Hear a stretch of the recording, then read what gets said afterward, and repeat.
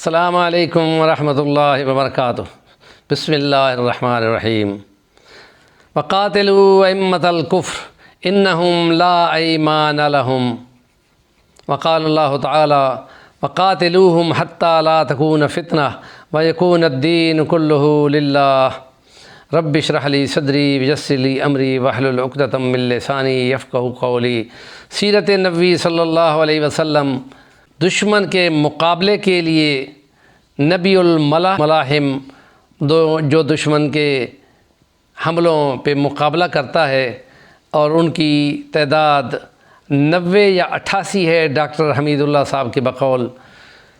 کہ جو 27 میں نبی پاک صلی اللہ علیہ وسلم خود نکلے ہیں اور 9 میں باقاعدہ لڑائی ہوئی ہے، اور جنگ احد میں 3 ہجری والی میں نبی پاک صلی اللہ علیہ وسلم خود زخمی بھی ہوئے ہیں، اور 70 مسلمان شہید بھی ہو گئے تھے، اور مسلمانوں کو مکمل شکست ہو گئی تھی۔ لیکن آپ نے عزم اور ہمت سے دشمن کو روکے رکھا، اور فتح یاب دشمن بھی ناکام لوٹ گیا۔ اور اس لیے نبی پاک صلی اللہ علیہ وسلم کی حدیث مبارکہ ہے کہ تم دشمن سے ملاقات کی، لڑنے کی، جنگ کی آرزو نہ کیا کرو۔ لا تتمنوا لقاء العدو واذا لقیتم فاصبروا، اور واعلموا ان الجنۃ تحت ظلال السیوف، تلواروں کے سائے کے نیچے جنت ہے، اور وہاں جب دشمن کے ساتھ تم لڑو گے تو شہادت پاؤ گے، تو پھر جنت تمہاری منتظر ہوتی ہے۔ اور اس کے لیے خدا کا کلام یہ کہتا ہے کہ وَلَا تَحْسَبَنَّ الَّذِينَ قُتِلُوا فِي سَبِيلِ اللَّهِ أَمْوَاتًا بَلْ أَحْيَاءٌ عِندَ رَبِّهِمْ يُرْزَقُونَ فَرِحِينَ بِمَا آتَاهُمُ اللَّهُ مِنْ فَضْلِهِ۔ اللہ اپنے فضل سے جو ان کو دیتا ہے وہ اس میں کھاتے ہیں، پیتے ہیں، اور وہ خوش ہوتے ہیں، اور ان کو یہ تم مت گمان کرو کہ وہ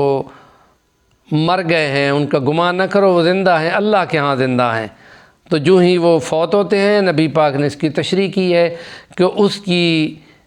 اس کی روح کو قالب دے دیا جاتا ہے ایک پرندے کا، اور اللہ کے عرش کے نیچے جنات ہیں، ان میں اس کو چھوڑ دیا جاتا ہے کہ چلو بھائی اب رہو ان قندیلوں میں اور ان پھلوں اور فروٹوں میں سے کھاتے رہو، یہاں تک کہ قیامت کی صبح صادق طلوع ہو جاتی ہے، تو اس وقت تک نامعلوم ٹائم تک۔ اور یہ زندگی ہے جو خدا تعالیٰ نے برزخ کی زندگی کو بھی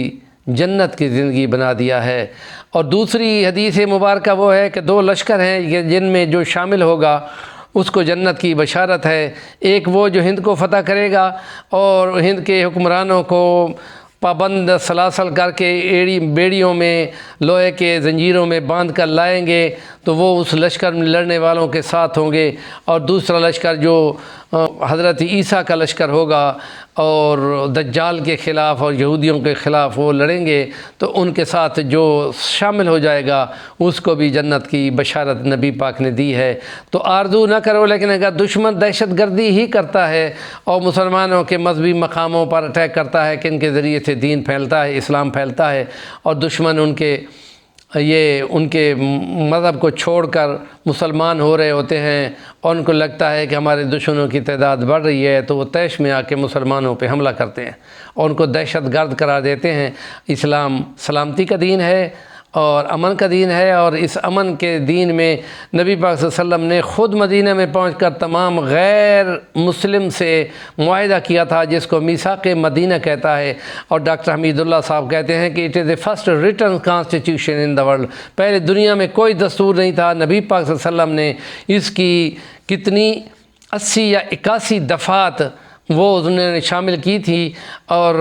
امام شافعی کی کتاب الام میں اس کی تفصیل لکھی ہوئی ہے۔ حالت امن اور حالت جنگ میں ان کے حقوق و فرائض کا تعین کر دیا گیا تھا، اور پابند کیا گیا تھا کہ وہ مدینہ کی حفاظت کے ذمہ دار ہوں گے، اور ان کے ساتھ پورا انصاف ہوگا، اور ان کے ساتھ کسی قسم کی ظلم و زیادتی نہیں ہوگی۔ اور پھر آپ نے وہ سب سے مشکل جنگ جس کو غزوہ احزاب کہتے ہیں کہ بے شمار دشمن چڑھ آیا تھا مدینے پہ اور انہوں نے مدینے کو گھیر لیا تھا، اور نبی پاک صلی اللہ علیہ وسلم نے حضرت سلمان فارسی کے مشورے سے خندق کھودی تھی جو 3 میل لمبی تھی، اور اس میں خود نبی پاک صلی اللہ علیہ وسلم نے جان مار کر 10 کے گروپ پہ شامل ہو کے 40 ہاتھ تک خندق کھودی تھی، جو 15 فٹ گہری تھی اور 15 فٹ چوڑی تھی، تاکہ کوئی گھوڑا چھلانگ لگا کے اوپر سے نہ گزر سکے۔ اور پھر آپ نے دفاع کیا، اور پھر آپ نے فرمایا کہ انہوں نے گھیرا ہے ہمیں ایسا کہ نمازیں بھول گئی ہیں، تو آؤ پھر دعا کرو، اللہم استر عوراتنا وآمن روعاتنا۔ روعہ خوف کو کہتے ہیں، اور ستر کہتے ہیں جس کو چھپانا چاہیے، عیبوں کو چھپانا۔ اے خدا ہمارے عیبوں کمزوریوں کو چھپا دے اور ہماری خوف اور دہشت کو امن میں بدل دے۔ اور پھر خدا نے اپنی رحمت سے تیز جکھڑ چلایا جس نے دشمن کے خیمے اکھاڑ دیے، اور پھر فرمایا کہ ہم نے وہ لشکر اتارے جو تم کو نظر نہ آتے تھے، لیکن ان لشکروں کے اترنے سے دشمن خوفزدہ ہو گیا اور وہ بھاگ نکلا، اور پھر آگے 2-3 سال کے اندر ہی مکہ کو فتح کر دیا گیا۔ اور پھر نبی پاک نے جو نبی رحمت ہے اور جنگوں والا پیغمبر ہونے کے باوجود آپ نے سب کو